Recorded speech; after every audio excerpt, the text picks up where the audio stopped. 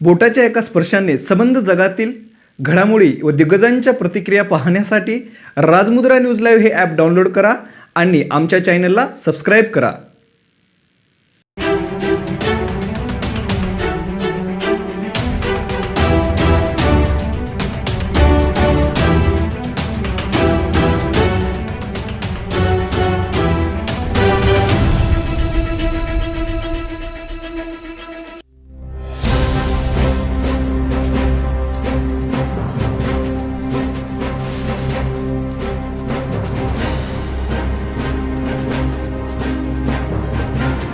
नमस्कार. राजमुद्रा न्यूज लाईव्हच्या साहित्य मुद्रा या विशेष सदरामध्ये आपलं स्वागत. आज या विशेष सदरामध्ये ज्या साहित्यिकांची आपण मुलाखत घेत आहोत, मराठवाड्यामध्ये फक्त 4 जणांना साहित्य अकादमीचा पुरस्कार प्राप्त झालेला आहे. नांदेड जिल्ह्यातला तर पहिला आणि आजपर्यंतचा शेवटचा साहित्य अकादमीचा पुरस्कार ज्यांनी मिळवला ते सन्माननीय श्रीकांतजी देशमुख साहेब हे आपल्याशी दिलखुलासपणे गप्पा या ठिकाणी मारतील.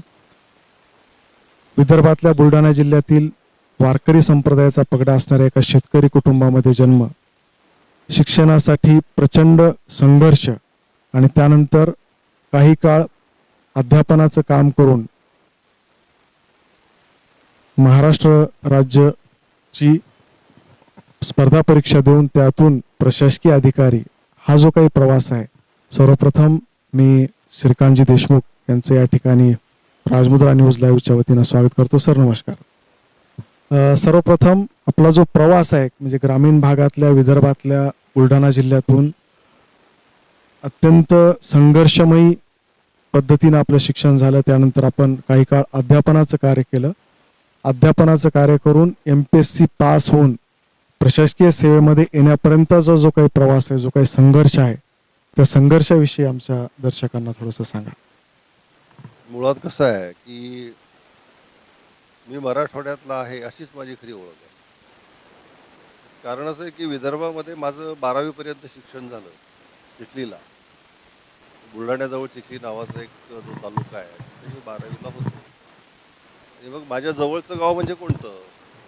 माझं गाव आहे सिंदखेड राजानगर. तिथून माझ्या जवळचं गाव म्हणजे जालना.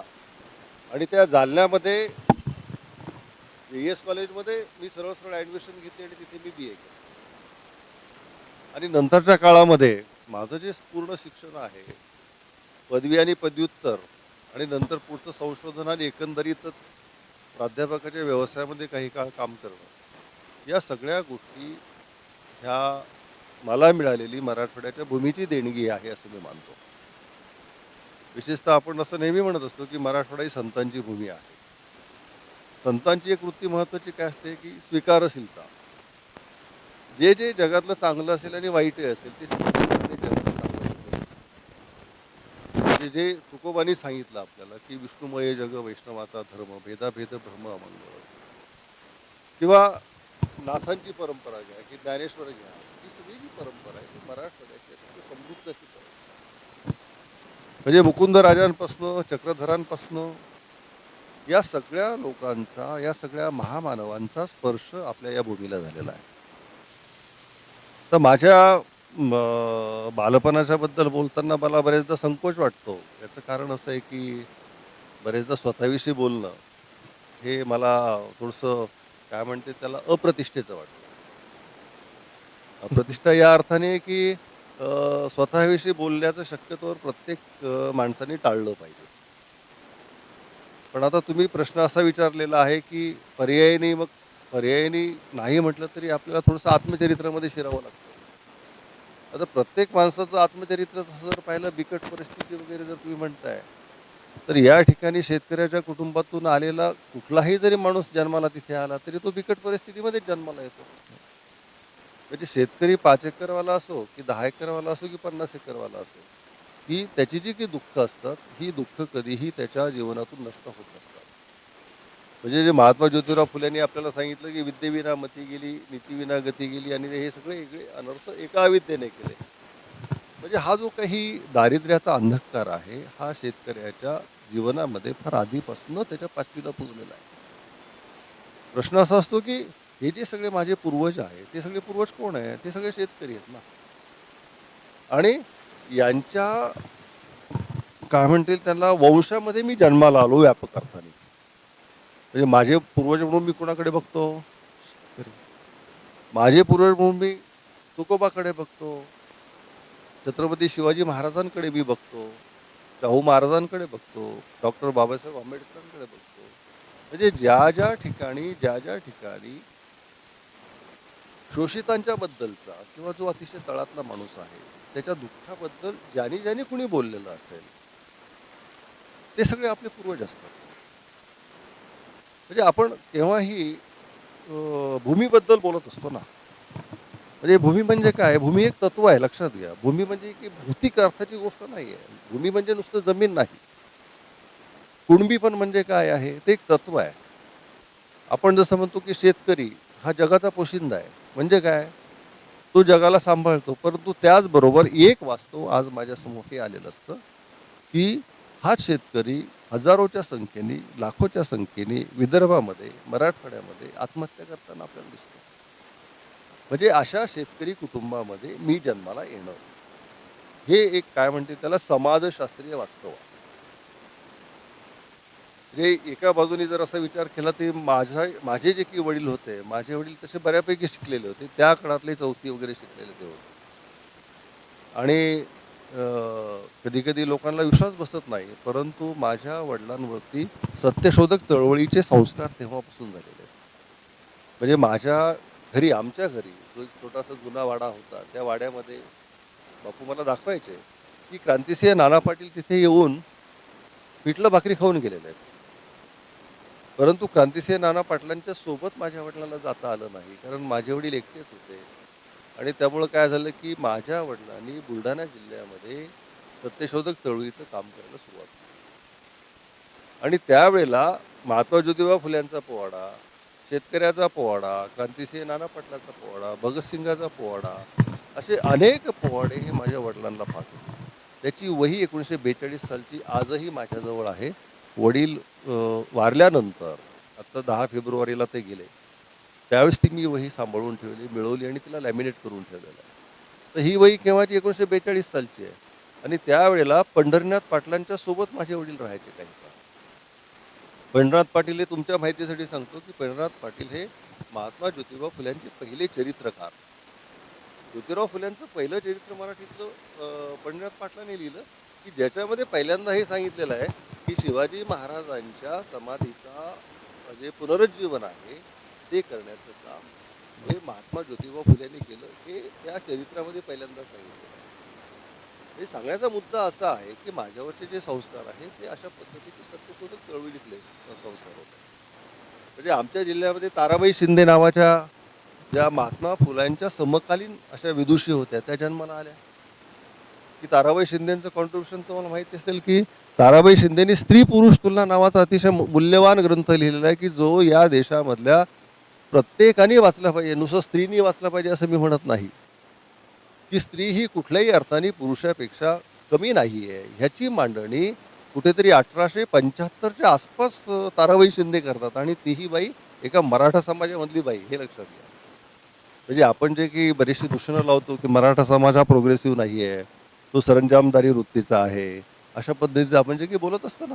पण त्या काळामध्ये ताराबाई शिंदेसारखी एक मराठा जातीमध्ये जन्मलेली बाई स्त्री पुरुष तुलनासारखा ग्रंथ लिहित आहे, एक निबंध लिहित आहे. आणि जो निबंध आजही अतिशय मूल्यवान असा मानला जातो की आजच्या ह्या सगळ्या बदलत्या काळामध्ये, जागतिकीकरणामध्ये स्त्रियांचं स्थान काय हा सुद्धा आपल्यासाठी संशोधनाचा विषय आहे. परंतु त्या काळामध्ये ताराबाईने ते लिहिलं. अशा जिल्ह्यामध्ये माझा जन्म झालेला आहे, ज्या ठिकाणी जिजामाता जन्माला आल्या, ज्या ठिकाणी शिवाजी महाराज जो आज जागतिक आदर्श आहे, राजा कसा असावा याचं एक आदर्श असं उदाहरण ज्याला म्हणता येईल जगाच्या पातळीवरचं, ते म्हणजे शिवाजी महाराज. या शिवाजी महाराजांच्या आई या सिंदखेड राजाच्या मातोश्री जिजामातेच्या जन्माने पावन झालेली अशा पद्धतीची ही भूमी आहे. परंतु या सगळ्या भूमीमध्ये काम करणारा जो कोणी शेतकरी आहे, जो असा अल्पभूधारक शेतकरी, काबाड कष्ट करणारा शेतकरी, पिकलं तर विकत नाही, भाव मिळत नाहीत, अशा सगळ्या दुष्टचक्रामध्ये सापडलेला जो शेतकरी आहे, या सगळी पार्श्वभूमी ही जशी इतर सगळ्या खेड्यापाड्यातून शिकणाऱ्या मुलांची असते तशी माझी होती. आणि तिथून नंतर मी जालन्याला प्रवेश घेतल्यानंतर तिथे तुम्हाला गंमत वाटेल की काय झालं की माझ्या लेखनाची जी सुरुवात आहे ती तिथून झालेली आहे. म्हणजे बी एला असताना म्हणजे तसं मी 12वीपासूनच कविता लिहायला सुरुवात केली. म्हणजे त्या काळामध्ये वाचन वगैरे खूप होतं. सुरुवातीला मी 11वी-12वीला सायन्स घेतलं होतं. परंतु त्याच्यात काही जीव लागत नव्हता. मग काय करायचं? मग सरळ-सरळ वडिलांना न सांगून, वडिलांची इच्छा होती की मी डॉक्टर व्हावं, इंजिनियर व्हावं असं काहीतरी. आणि गंमत अशी की ज्यावेळेला मी 10वीला होतो, किनगाव राजा नावाचं गाव होतं. म्हणजे आमच्याकडं राजे नावाची गावं अशी खूप आहेत. किनगाव राजा, सिंदखेड राजा, आडगाव राजा. म्हणजे कसं लखुजी जाधवांचं जे सगळं काय म्हणतील त्याला तो परिसर आहे ते जे की काय म्हणतील जहागिरी होती म्हणूया. त्या जहागिरीमध्ये ही सगळी गावं होती. तर ते किनगाव राजा तिथे मी 10वीला होतो आणि त्या सेंटरला जवळपास जवळपास 10-15 गावाचे जे हायस्कूल्स होते ते त्याला जोडलेले होते. म्हणजे मला कधी-कधी गंमत वाटते, की या सेंटरमधनं फक्त 3 विद्यार्थी त्या वर्षी पास झाले होते. आणि हे बहुतेक महाराष्ट्रातलं रेकॉर्ड आहे. किंबहुने नावाचे एक आमच्याकडे आलेले होते त्या कंट्रोलर म्हणून. आणि ते इतके कडक होते, की फक्त 3 विद्यार्थी पूर्ण सेंटरमधनं पास झाले त्यापैकी एक. नंतर कधी काळी या माणसाने माझं पडझडवाऱ्याच्या भिंती हे पुस्तक वाचलं आणि मला फोन केला. मला खूप आवडलं आणि त्यांनी त्यांचं नाव सांगितलं, की माझं नाव किंबहुने, मी बुलढाण्यावरून बोलतोय. आणि मला ते लक्षात आलं, की किंबहुने म्हणजे कदाचित ते तर नाही. मी त्यांना विचारलं, "सर तुम्ही किनगाव राजाला त्या शाळेवरती कंट्रोलर म्हणून आला होतात का? कंडक्टर म्हणून आला?" "हो, आलो होतो" म्हणे. म्हटलं, "त्यावेळेस किती विद्यार्थी पास झाले होते?" ते म्हणे, "मला आठवतं 3 विद्यार्थी पास झाले होते." म्हटलं, "ते जे 3 विद्यार्थी पास झाले होते त्यातला एक विद्यार्थी मी आहे." "अरे, तू एवढा मोठा झालास म्हणे" वगैरे, वगैरे असं ते मला बोलले. म्हणजे कसं असतं, की हे आनंद देणाऱ्या गोष्टी असतात. तुम्ही जे माझ्या शिक्षणाविषयी बोललात ना, त्या अर्थाने मी ते सांगतो, की मला जी आवड होती, तर म्हणजे हे सगळं माझ्याकडे वडिलांकडनं आलेलं आहे. आणि मग नंतर मी सरळ मराठी साहित्याकडे ओढला गेलो आणि जालन्याला मी BAला प्रवेश घेतला. आणि तिथे माझ्या आयुष्यातला पहिला लेख मी कुठला लिहिला असेल माहिती आहे तुम्हाला? लोकगीतातील सिंदखेड राजा. अच्छा. तो लेख अजून माझ्याकडे आहे. लोकगीतातील सिंदखेड म्हणजे जो आमचा परिसर आहे, तर त्या परिसरामध्ये त्या काळामध्ये अजूनही त्यावेळेस जात्यावरती ओव्या म्हणणाऱ्या बाया होत्या. शेतीमध्ये निंदण खुरपण करताना गाणे म्हणणाऱ्या बाया होत्या. आणि या बायांच्या सगळ्या ओव्यांमधून म्हणजे ज्याला मौखिक वाङ्मय म्हणूया आपण, लोकगीतं म्हणूयात. याच्यामधनं शिवाजी महाराजांचा इतिहास कसा दिसतो याचा शोध मी त्यावेळेसच्या जवळपास 5-10 खेड्यामध्ये फिरून रात्रीला मी जायचो आणि त्या बाया माऊल्यांना ओव्या म्हणायला लावायचो, की आजी तुम्हाला जे म्हणायचं ते म्हणा. फक्त शिवाजी महाराजांच्याबद्दल, जिजामातींच्याबद्दल, शहाजीराजांच्याबद्दल तुम्हाला काय तुमच्या स्मरणात आहे ते तुम्ही म्हणा. असं मी ते सगळं ते त्यावेळेस कलेक्शन केलं होतं. आणि ही गोष्ट आहे बघा, मी BA द्वितीय वर्षाला असताना, दुसऱ्या वर्षात असताना आणि नंतर मी इकडे आलो शेतामध्ये मी सगळीच कामं केलेली आहे. म्हणजे मी अगदी नांगर करण्यापासनं अगदी खत ओढणे असू दे, उन्हाळ पाळ्या घालणे असू दे, त्यानंतर पेरणी करणं असू दे, ही सगळी कामं किंवा जागल करणं असू दे, गुरं वळणं असू दे, शेळ्या वळणं असू दे, ही सगळी कामं मी केलेली आहे. आणि आजही ती कामं करताना मला त्याच्याबद्दल कुठली काय म्हणते लाज वाटत नाही.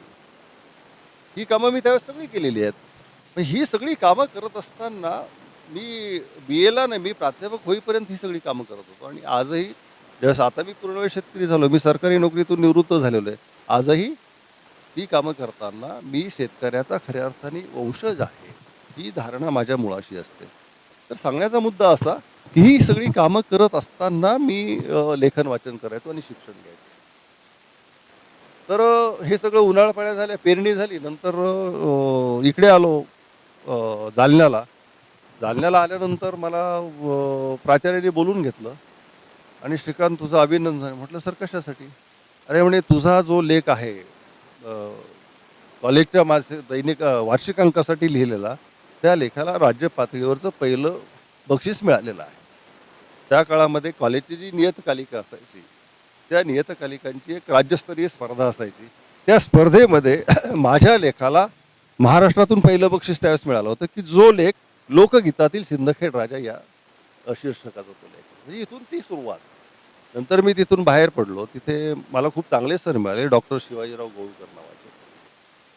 गंमत अशी होती की तिथे एक प्रसंग असा आला दरम्यानच्या काळात, BA सेकंड इयरला असताना दिवाळीनंतर हॉस्टेलची फीस भरायला ₹150 नव्हते माझ्याकडे. आणि मग बोर्ड लागला की हे असे पैसे भरा आणि नंतर पुढे. नंतर मी आमचे जे वॉर्डन होते, आजही आठवतं मला, केंद्रे सर, त्यावेळेस मला अकादमी पुरस्कार मिळाला. त्यावेळेस याच कॉलेजनी माझा फार मोठा सत्कार, नागरी सत्कार त्यांनी ठेवला. तिथे सर आले, तिथे मी आठवण सांगितली होती. तर केंद्रे सरांकडे मी गेलो आणि सर असं असं आहे, माझ्याकडे तर पैसे नाहीत. ते म्हटले, देशमुख तुम्हाला हॉस्टेल सोडावं लागेल म्हणे. मग माझे जे सर होते डॉक्टर गोळकर, त्यांना मी सांगितलं की सर ₹150 माझ्याजवळ द्यायला नाही आहेत आणि सर म्हणतात हॉस्टेल सोडावं लागेल. ते म्हणजे ठीक आहे, हरकत नाही, हॉस्टेल तू सोडून दे. आणि नंतर जालन्यापासनं 15 किलोमीटर अंतरावर असलेल्या रामनगर जवळच्या शक्ती ब्रह्माश्रमावरती 1.5 वर्ष मी राहिलेलो आहे. आणि त्यावेळेस सरांनी मग त्यांच्या मुलीची लेडीज सायकल मला दिली होती. त्या सायकलने मी जाणं येणं कधीतरी आठवड्यातनं करायचो. खूप सर मला प्रेम करायचे सगळेजण. इंदिरा संतांचे जावई तिथे होते, तळवलकर नावाचे, ते मला पुस्तकं द्यायचे. असे अनेक प्राध्यापक होते. तर सांगण्याचा मुद्दा असा की अशा पद्धतीच्या अडचणीमध्ये शिकणं आणि ते हॉस्टेलचे जे दिवस होते, ते आपल्या आश्रमावरचे जे दिवस होते, ते फार भन्नाट होते माझे. म्हणजे अख्ख्या माळरानावरती तो आश्रम, फक्त 2-3 खोल्या बांधलेल्या, समोर एक मंदिर, आणि तिथे मी एकटाच असायचो अख्ख्या माळरानावरती रात्रीच्या वेळेला. आजूबाजूला कोणी नाही. आणि दिवसा मग कुणीतरी तिथे गुराखी यायचे बरं. म्हणजे त्या ठिकाणी मग ते जनावरं वगैरे घेऊन यायचे. मग त्यांच्यासोबत मी गप्पा मारायचो. असं जवळपास 1.5 वर्ष माझं गेलं. तिथे बाजूला शिंदे काळेगाव नावाचं गाव होतं, त्या गावात मी जायचो संध्याकाळच्या वेळेला. आणि माझा आवडता ड्रेस त्यावेळेसचा म्हणजे नेहरू शर्ट, खादी ग्रामोद्योगातला, आणि एक शबनम गळ्यामध्ये लटकवलेली. त्या सगळ्या ज्या मायमाऊल्या होत्या, मी गावामध्ये चाललो की त्या मला महाराज समजायच्या. आणि मी शेताच्या काठाकाठाने चाललो की एक कुणीतरी बाई काहीतरी दोडके घेऊन यायची, कुणीतरी एखादी भुईमुगाच्या शेंगा आणायची, कुणी टोमॅटो आणायची. महाराज हे घ्या, महाराज हे घ्या. अशा पद्धतीने मी 1.5 वर्ष तिथला महाराजच होऊन गेलो होतो. म्हणजे BA सेकंड इयरला आणि थर्ड इयरला. आणि गावामध्ये गेल्यानंतर मग मला जेऊ घातल्याशिवाय ही माणसं कधी बाहेर सोडायची नाही, गावाच्या बाहेर जाऊ द्यायची नाही. ही आपली खरी संत परंपरा आहे. ही जी आतिथ्यशीलता आहे, ही सगळी आपल्याला संत साहित्यातून मिळालेली आहे, की जे माझ्या कुटुंबाशी, माझ्या कुटुंबाच्या संस्काराशी जोडणारं अशा स्वरूपाचं ते सगळं आहे. ते सगळं म्हणजे हा जो माझा इथला जो कालखंड आहे, इथला कालखंड गंमत अशी की हे कॉलेज सोडत असताना सुद्धा मला TC मिळत नव्हता. माझ्यावरती कॉलेजने काही पैसे काढलेले होते. आणि मग गंमत अशी झाली, तेवढेही पैसे माझ्याकडे भरायला नाही आहेत. मग काय झालं, भाऊसाहेबांकडे गेलो. म्हणजे गौळकरांना मी भाऊसाहेब म्हणायचो. ते म्हणे की एक अर्ज तयार कर आणि प्राचार्यांकडे जा. प्राचार्य शिक्षी म्हणून होते, त्यांना माहीत होतं की श्रीकांत देशमुख कसा आहे. त्यांच्याकडे गेल्यानंतर ते म्हणे की तुला हे सगळे, त्या अर्जावर लिहून दिलं की यांच्याकडे येणे बाकी माफ करण्यात येत आहे. आणि नंतर मला TC दिला. नंतर मी औरंगाबादला गेलो.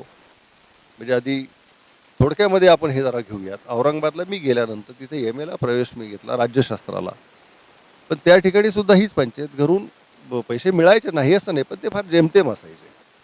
माझा भाऊ मला ते पैसे द्यायचा, आठवणीने द्यायचा. तोही की फार चांगल्या परिस्थितीमध्ये नव्हता. पण सगळं ते पुरायचं नाही विद्यापीठामध्ये असताना.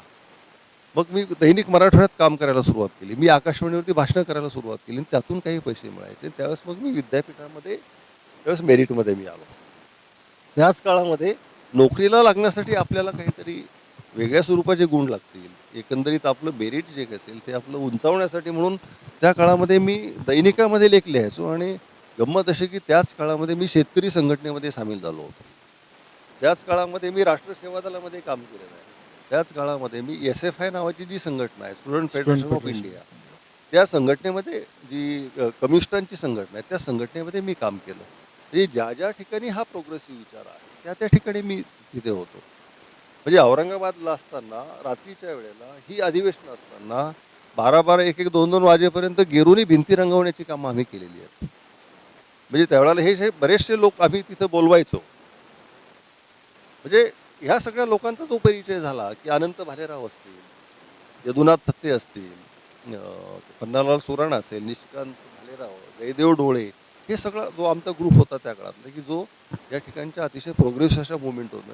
म्हणजे मी फक्त शिकत नव्हतो, लक्षात घ्या. शिकत असतानाच आपण काहीतरी एक व्यापक अशा स्वरूपाचा दृष्टिकोन ठेवून माझा देश, माझा समाज वगैरे जे काही म्हटलं जातं त्याच्याबद्दल आपण बोललं पाहिजे. आणि तुम्हाला गंमत वाटेल की त्या वेळेला मराठवाड्यामध्ये दुष्काळ पडला होता. 1985ची बहुतेक ही गोष्ट आहे. मी 84ला तिथे 85ला तिथे गेलो आणि मग त्यावेळेला निशिकांत भालेरावने मला सांगितलं होतं की आपण मराठवाड्याच्या वतीनं तुझं जे काही कॉलम आहे त्याच्या वतीने आपण दुष्काळी निधी जमा करूयात आणि त्याच्यासाठी तू काहीतरी लिहून आण. मग ते गंमत अशी की हॉस्टेलला गेलो मी कॉलेजला विद्यापीठामध्ये आणि ते जे काही लिहून काढलं मी ती कविताच आहे. ती माझ्या बळीवंत या संग्रहामध्ये समाविष्ट आहे. तो निशिकांत मला म्हणे की अरे किती सुंदर लिहिलंस तू. आणि ती कविता माझी त्या काळामध्ये दैनिक मराठवाड्यामध्ये प्रकाशित झालं आणि त्याच्यावरती आव्हान होतं की दुष्काळी निधीसाठी. तर तुम्हाला आश्चर्य वाटेल त्यावेळेला माझ्या ह्या कवितेमुळं 75,000 रुपये जमा झाले होते. ही घटना कधीची सांगतो मी तुम्हाला, 1985-86 सालची. म्हणजे 88 साली प्राध्यापकांचे पगार होते 2,000 रुपये. म्हणजे आज जर तुम्ही त्याचं मोजमाप केलं तर तो निधी केवढा मोठा होता. म्हणजे हे माझ्यासाठी अतिशय सुखद अशा स्वरूपाच्या गोष्टी होत्या. आणि त्या काळामध्ये ह्या सगळ्या गोष्टी आणि आपण प्रचंड कष्ट केली पाहिजे. आपण खेड्यातली माणसं आहोत. अनेक प्रलोभनं असायची ना भोवती. खूपदा वाटायचं आता खेड्यामध्ये गेल्यानंतर दिसायचं ना, मुळात आपण तरुण असतो. या तारुण्यामध्ये अनेक गोष्टींचं आकर्षण माणसाला सहजरित्या वाटतं. पण खेड्यामध्ये गेल्यानंतर काय दिसतं तुम्हाला? अतिशय काय म्हणता येईल त्याला गलितगात्र झालेली ही सगळी माणसं.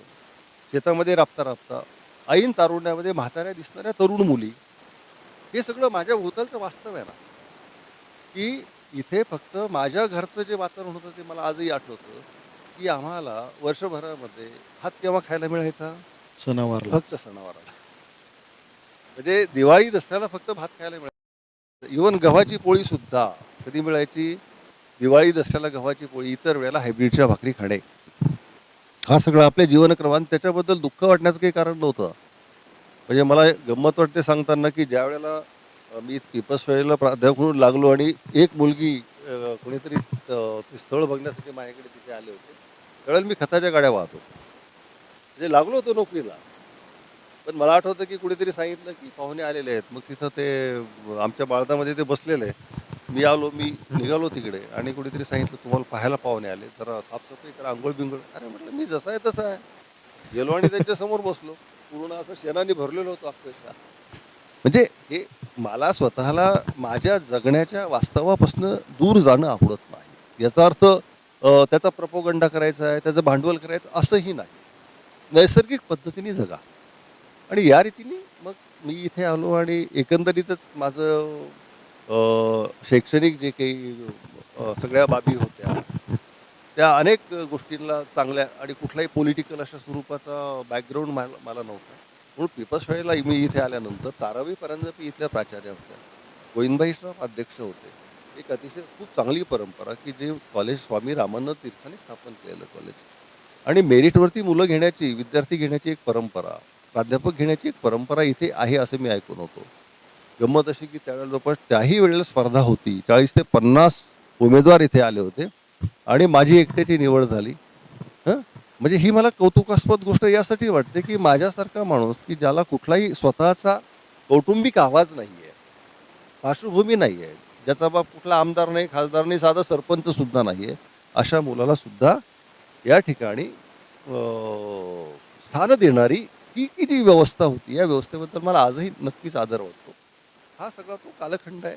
त्यानंतर बदल्या काही बाबी आहेत माझ्या त्या कोवळे वर्तमान या कादंबरीमध्ये आलेल्या आहेत की या संस्थेमध्ये काम करत असताना काही घटना अशा घडल्या की ज्या दिवशी मी असा निर्णय घेतला की मला इथून बाहेर पडायचं आणि तिथून नंतर मग MPSCची तयारी करायला सुरुवात केली. आणि नंतर मग मी क्लास 1 म्हणून जवळपास 3 ते 4 वेळेला माझी निवड झालेली आहे वर्ग 1 साठी. त्यातली फक्त मला सोयीसाठी म्हणून मी सहकार विभागातली पोस्ट मी निवडली त्या काळामध्ये.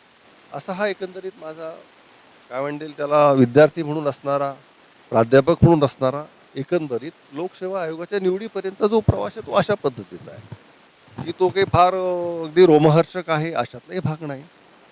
मला असं म्हणायचं की ती जगण्यासाठीची एक धडपड होती. मुळातच सत्यशोधक चळवळीमध्ये काम केलेला आणि सत्यशोधक चळवळीचे विचाराचा प्रसार करणाऱ्या वडिलांच्या पोटी जन्म झाल्यामुळं शेतकरी असण्याचं कधी दुःख वाटलं नाही आणि आज हल्लीचा जो काळ आहे तो ओठात एक पोटात एक आणि बोटात एक असल्या लोकांच्या काळामध्ये सुद्धा अंतर्बाह्य एकच भूमिका घेऊन चालणारे हे श्रीकांत देशमुख. सर, प्रशासकीय अधिकारी म्हणजे विद्यार्थी दशेमध्ये असतानाच आपण कविता लिहायला सुरुवात केली होती, परंतु त्यानंतर सहकार क्षेत्रातली अत्यंत मानाची प्रशासकीय अधिकारी पदाची ही नोकरी, मुळात ह्या अधिकाराच्या पदाच्या नोकरीतून एवढी मोठी विपुल साहित्य संपदा निर्माण करायला आवड असल्यामुळं सवड मिळाली. परंतु या साहित्य संपदेविषयी सांगा, विशेषतः कविता या प्रकारामध्ये म्हणजे पद्य या प्रकारासाठी आपल्याला साहित्य अकादमीच्या अवॉर्डपर्यंत आपण झेप घेतली. ही साहित्य निर्मिती कशी कशी टप्प्यानं होत गेली आपल्या हातून?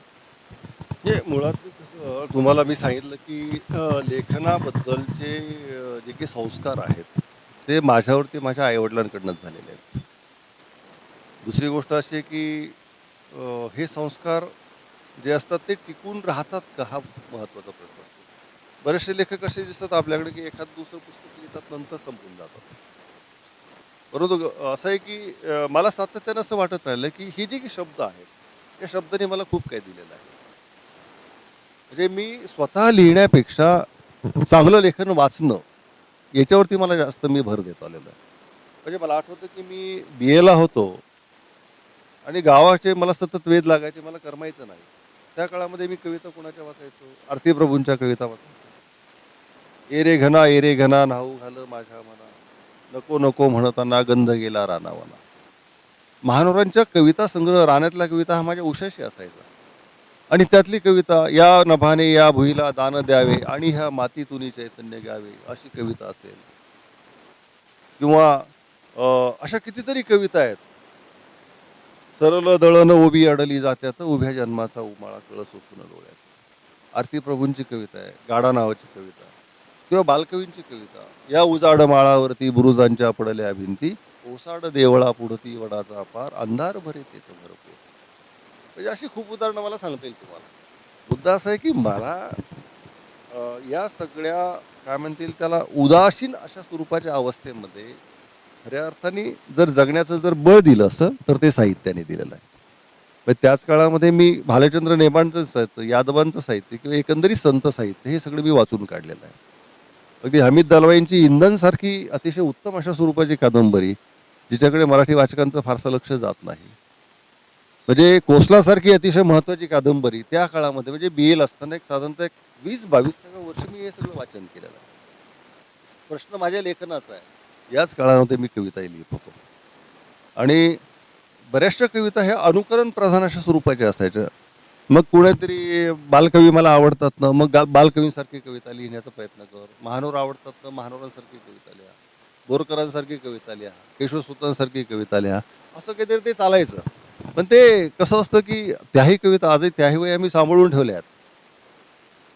की त्या ज्या कविता असायच्या त्या सगळ्या कुठेतरी जुळवाजुळव केलेल्या अशा स्वरूपाच्या कविता त्या असायच्या.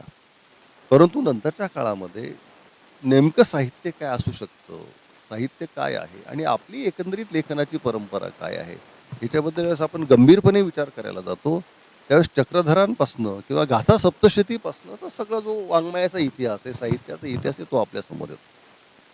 या इतिहासामध्ये नेमकं काय झालंय, म्हणजे माझा पूर्वज कोण असतो की जिथे चक्रधरांनी मांडलेलं असतं की एके कोठीचे बैल भांडे ती जुजेची परी कुसास कुस लावून बैसेती.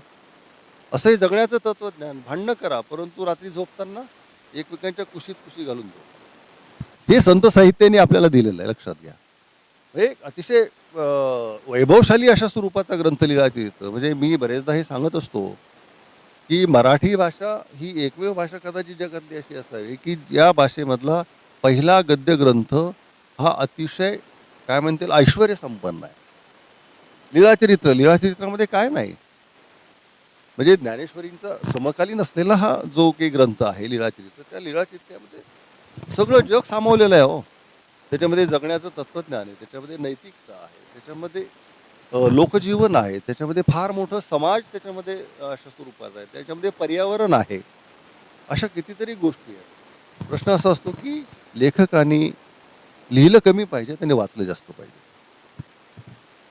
की लक्षात घ्या की मी लिहितो ते जग नाही ना, त्याच्या पलीकडे खूप काही आहे.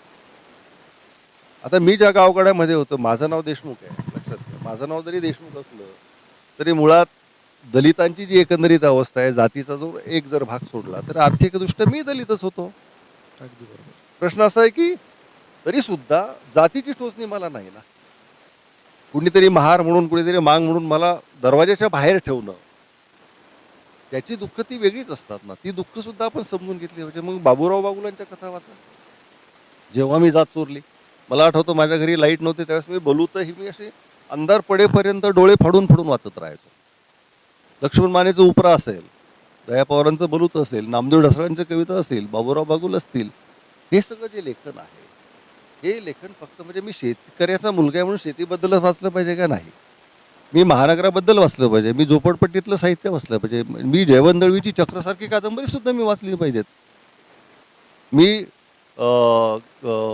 इकडे माडखोलकरांपासनं ते खानोलकरापर्यंत कोंडुरासारखी अतिशय सुंदर कादंबरी खानोलकरांची. म्हणजे माझा सांगण्याचा मुद्दा असा आहे की तुमच्या जगण्याचा परिप्रेक्ष्य हा अतिशय व्यापक स्वरूपाचा आहे. तो एकेरी असू नये. त्यातली जी बहुविधता आहे ती तुम्हाला शोधता आली पाहिजे. म्हणून मी त्या काळामध्ये वाचनावरती प्रचंड भर दिला.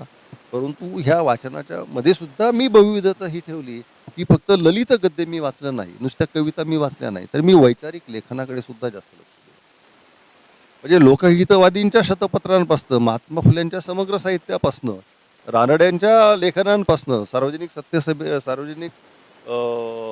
सभा जी होती त्याच्यामध्ये गवा जोशी वगैरे अशा स्वरूपाचे विचारवंत होते. म्हणजे ही जी शेतकरी चळवळ आहे ही नेमकी कशी सुरू झालेली आहे, आणि नंतर अगदी शरद जोशींपर्यंत हे जे सगळं लेखन आहे, हे सगळं लेखन आपला जो समाज आहे त्यातली जी व्यामिश्रता आहे ती सगळी समजून घेण्यासाठी मदत करत असते.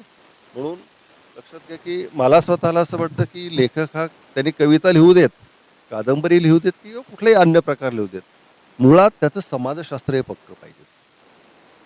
त्याचं सामाजिक आकलन जर चांगलं असलं तर तो चांगल्या पद्धतीने लिहू शकतो. आणि म्हणून मी माझ्या लेखनाकडे जर तुम्ही बघितलं, आता मी माझ्या लेखनावरती बोलणं बरं नाही, अनेकांनी वेगळ्या पद्धतीने त्याच्यावरती भाष्य केलेलं आहे, परंतु त्यामध्ये न शिरता जर माझ्या लेखनामध्ये जर तुम्ही बघितलात तर त्याच्यामध्ये वैचारिक लेखन आहे.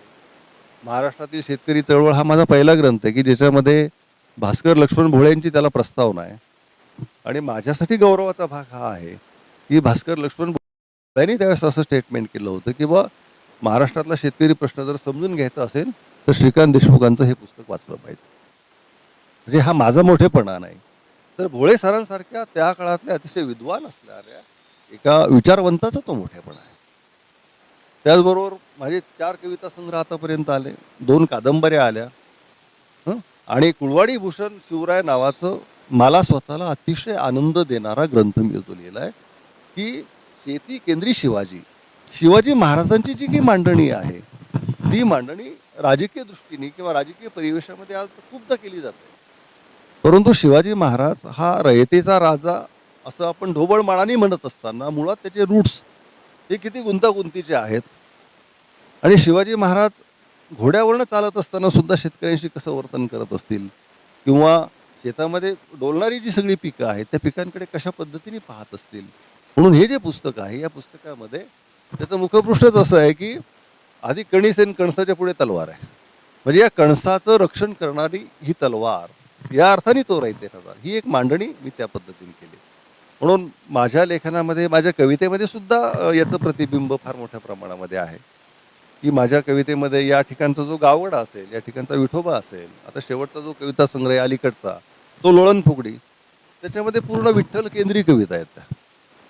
म्हणजे मी स्वतः 3-4 दिवस वारीमध्ये जात असतो, आणि त्या वारीमध्ये गेल्यानंतर आणि इतरही वेळी हा जो खेड्यातला वारकरी माणूस आहे आणि त्याचं आणि विठोबाचं नातं काय आहे म्हणे.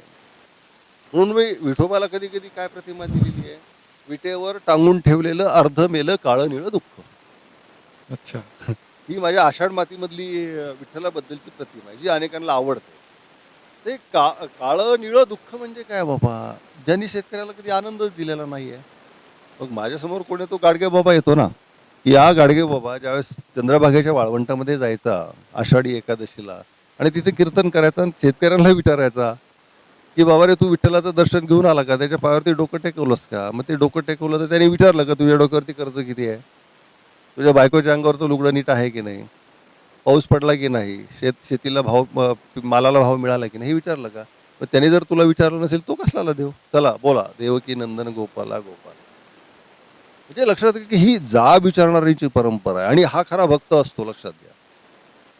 नुसतं जे ज्या पद्धतीचं अध्यात्म, ज्याला म्हणता येईल त्याला नपुसक हा शब्द वापरणं बरं नाही आज, परंतु ज्याला सृजनहीन अध्यात्म, मी सांगेल की सृजनशील अध्यात्म आणि सृजनहीन अध्यात्म असे दोन प्रकार आहेत. म्हणजे आपल्याकडे माहीत आहे ज्वारीचं कणीस, काजळी धरली तर त्याच्यातून काहीच निघत नाही, आणि ज्वारीच्या कणसं चांगलं भरलेलं असलं, टपोरे दाणे असले की त्याच्यातून घळाघळा दाणे पडतात.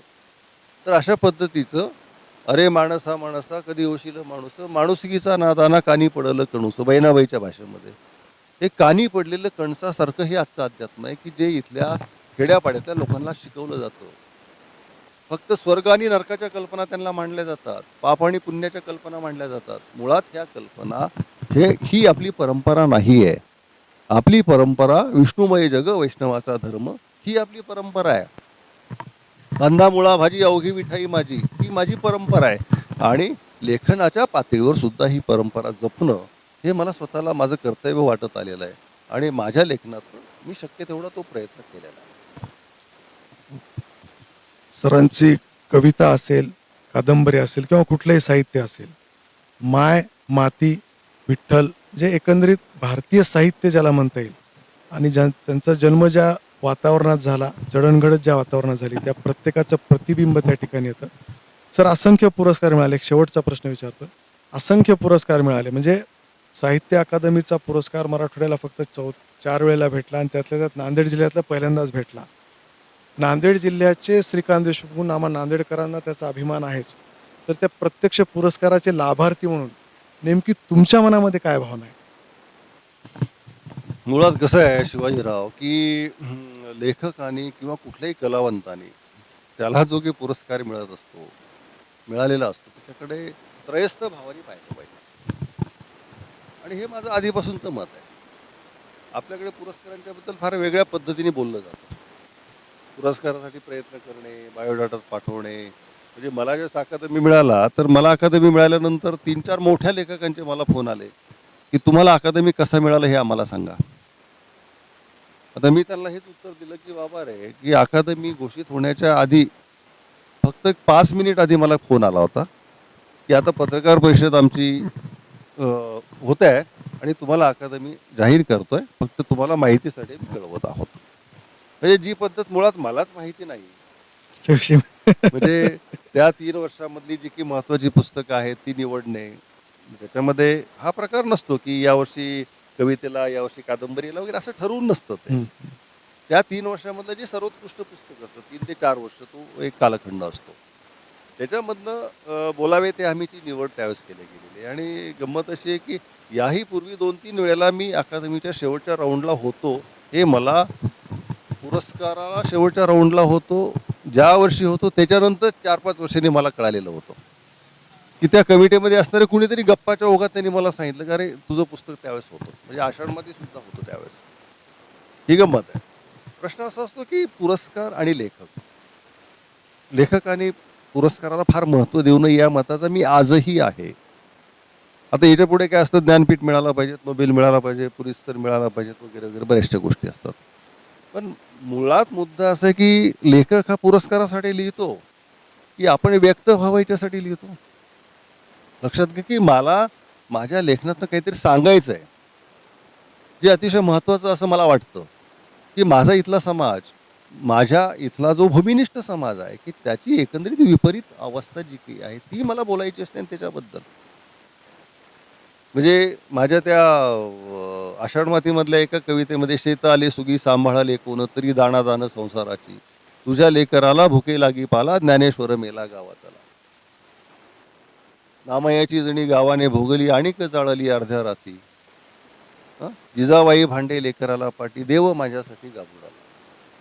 आता ही मांडणी माझ्यासारखा कवी ज्यावेळेस करत असतो, काय असतं ते की माझ्याकडे एक परंपरा आहे, विठू माझा लेकुरवाळा मांडणारे, विठू माझा लेकुरवाळा संगे गोपाळांचा मेळा. परंतु आज माझ्या गावगड्यातला जो की विठ्ठलाच्या नावाने जगणारा एक मोठा समूह आहे, त्याची अवस्था काय आहे? नामा देशोधडी गेला पोटासाठी, घेऊन या पाठी लेकराला. हा ऊसतोड कामगार आहे.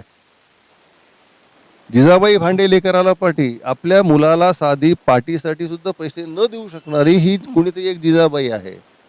नामयाची जणी गावाने भोगली असं म्हणत असताना आपल्याला कुठेतरी एखादी जी न बोलणारी एखादी गरीब स्त्री असते, तिच्यावरती झालेला अन्याय ह्याच्याबद्दल आपल्याला बोलायचं असतं. मुद्दा असा असतो की हे जे की सगळं आहे, हे सगळं आपण आपल्या लेखनातनं, लेखन हे माझं प्राधान्य आहे, व्यक्त होणं, मला काहीतरी बोलायचं आहे. लक्षात घ्या, मी तुम्हाला जे म्हटलं तर मुळांचा शोध. काय असतो मुळांचा शोध? रूट्स ज्याला म्हणते, हे जे रूट्स असतात, माझी मुळं काय आहेत? माझी मुळं म्हणजे लौकिक अर्थाने मुळांचा शोध नसतो तो. माझी संस्कृती काय आहे? माझी जगण्याची साधनं काय आहेत? माझे पूर्वज कसे जगत होते? लक्षात घ्या की माझा पहिला पूर्वज कोण होता, की ज्या माझ्या पूर्वजांनी पहिल्यांदा शेतीचा शोध लावला, दाण्याचा शोध लावला, की एक दाणा टाकला की त्याचे 100 दाणे होऊ शकतात. हा जगातला पहिला सायंटिस्ट आहे. 3 दगडाची चूल मांडायची आणि खाली विस्तव टाकायचा आणि वरती काहीतरी ठेवायचं. दगडच ठेवला असेल कदाचित पहिला, आणि त्या पातळ दगड ठेवला असेल, त्याच्यावरती भाकरी टाकली असेल, पीठ कसं केलं असेल. हे जे सगळे लोक, हे सगळे पूर्वज, हे काय म्हणता येईल आदी संशोधक आहेत. चाकाचा शोध ज्यांनी लावला असेल, की असं गोल गोल काहीतरी असलं म्हणजे ते फिरत फिरत जातं. तर म्हणजे नेमाडे त्यांच्या लेखनामध्ये सांगतात की चाकाचा शोध ही जागतिकीकरणाची सुरुवात. लक्षात, या चाकापासून जागतिकीकरण सुरू झालं. आपण जागतिकीकरण हे कधीतरी 1990 वगैरे असं जे बोलतो ना, ते सगळं चुकीचं आहे.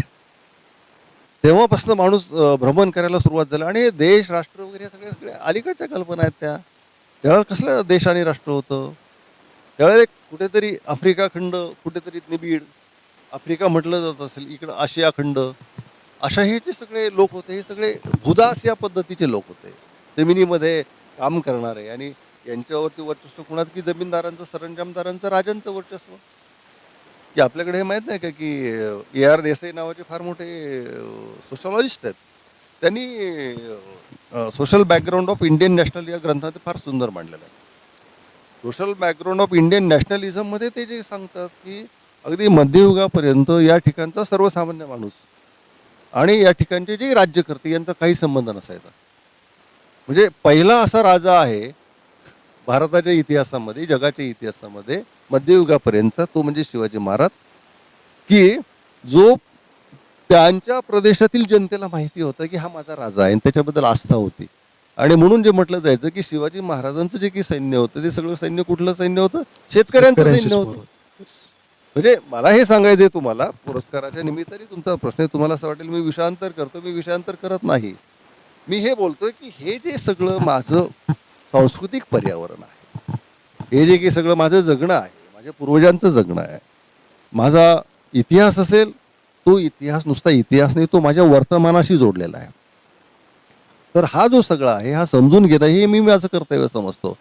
आणि पुरस्कारामुळं लेखक मोठा होत नसतो, हे माझं आजही मत आहे. गंमत अशी आहे की लेखकांनी असं लेखन केलं पाहिजे की ज्याच्यामुळं पुरस्कार हा मोठा झाला पाहिजे. ही भूमिका लेखकांनी ठेवली पाहिजे. ती ठरवून नाही ठेवतायत. तुम्हाला मी जे म्हटलं तसं त्या मुळापर्यंत तुम्हाला जाता आलं पाहिजे. मला अगदी टॉलस्टॉय महत्त्वाचा वाटला पाहिजे, मला मॅक्सिम गॉर्कीचं लेखन काय मला ते कळून घेता आलं पाहिजे.